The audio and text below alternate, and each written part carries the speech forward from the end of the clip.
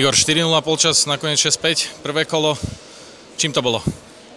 V podstate skladáme v úvodzovkách nové družstvo. Snažíme sa pracovať s mladými hráčmi, ktorí ešte, bohužiaľ, videli sme to v druhom polčase, takticky ešte nevyzerali na starších alebo skúsenejších hráčov Pineroli. Z našej strany platí, že prvý polčas sme vyhrávali 4-0. Asi keď človek alebo družstvo prehrá 4-0 zápas, zo 4-0 teda, tak si nezaslúži teda bodovať. Len človeka mrzí, keď naozaj prvý polčas odmakali chalani.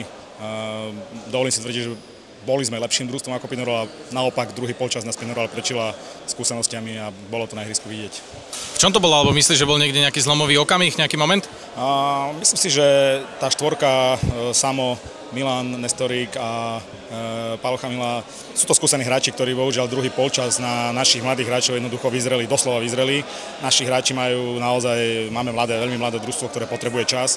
A dovolím si tvrdiť, že pracovať s tými hráčmi je radosť a keď sa naučia hrať tieto taktické veci, ktoré im zdôrazňuje aj tréner Herko, tak môžeme potom pomýšľať úplne v pohode bodovať s hociktorým družstvom v Extralíge. Super, veľmi pekne ďakujem, držím palce. Laco, 4-0 polčas, nakoniec otočka 6-5. Padli cez počas aj ostrejšie slova, alebo čo bolo za tým úspechom?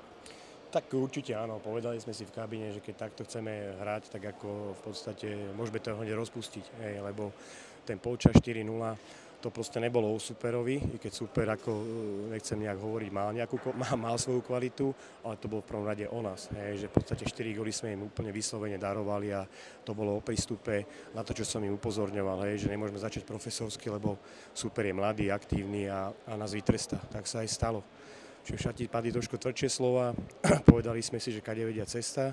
Cesta viedla jednoznačne cez powerplay, ktorú tí naši 5-6 skúsení hráči, aj keď treba povedať, že aj chlapci, ktorí nás doplnení, zvládli túto činnosť na výbornú a hovorím, bolo to len o jednom góle, že sa dostaneme do hry a ja som povedal, že ja sa nikde nevzdávam a nesmú sa ani oni a išli sme skúsiť, ale pokúsiť sa o nemožné a vidíte, vo futsale je všetko možné, takže chlapcom patrí obrovská ďaka.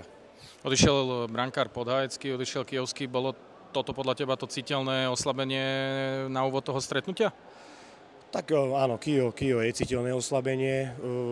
Čo sa týka brankárskeho posta, ja si myslím, že Majo za góly nemohol, je to veľká perspektíva. Tam som nevidel problém na brankárskom poste, hej.